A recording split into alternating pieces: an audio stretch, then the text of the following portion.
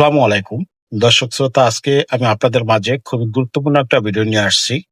এই ভিডিওর বিষয়টি হচ্ছে যে মেয়েরা যেভাবে যৌতুক মামলা করে, অর্থাৎ স্ত্রী যেভাবে স্বামীর বিরুদ্ধে যৌতুক মামলা করে থাকে, স্বামীও স্ত্রীর বিরুদ্ধে যৌতুক মামলা করতে পারবে।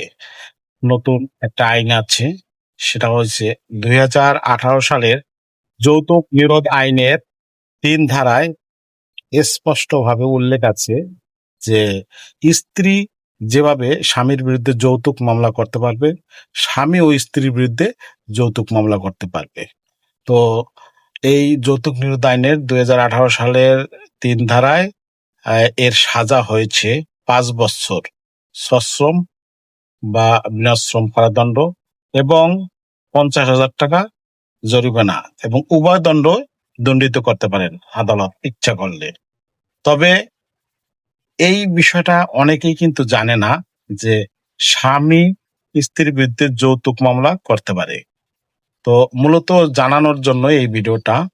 তো কি এই বিষয়টা হচ্ছে যে স্বামীর কাছে যদি আপনি মনে করেন একটা গলার হার চান, বা আপনি একটা ফ্ল্যাট কিনে দেওয়ার জন্য বলেন, বা আপনি একটা গাড়ি কিনে দেওয়ার জন্য বলেন, দেখা যাচ্ছে দে- এই যে গাড়িটা কেনার কথা বলছেন, এই গাড়িটা কেনার কিন্তু আপনার স্বামীর সামর্থ্য নাই।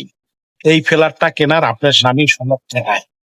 আপনি জানেন, জানার পরই আপনি যখন এই স্বামীকে আপনি চাপ দেন এগুলোর জন্য, আর এর জন্য যখন আপনার সংসার বিচ্ছেদ হয়ে যাবে, আপনার আপনার সংসার ভেঙে যাবে, আপনার আহ স্বামী স্ত্রী বিচ্ছেদ করতে, তারপরে কিন্তু আপনি এই যৌতুক মামলা করতে পারে।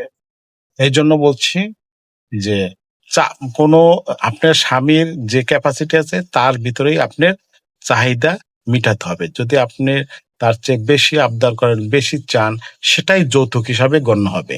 তখনই আপনার একটা সংসার ভিতরে একটা গ্যাঞ্জাম বাজে, একটা ঝামেলা হয়। আবার মনে করেন যে সংসার বিচ্ছেদ স্বামী স্ত্রী বিচ্ছেদ হয়ে যায়, তখনই কিন্তু একটা মানে আপনি স্বামী ইচ্ছা করলে যৌতুক মামলা ওই স্ত্রীর বিরুদ্ধে করতে পারবে।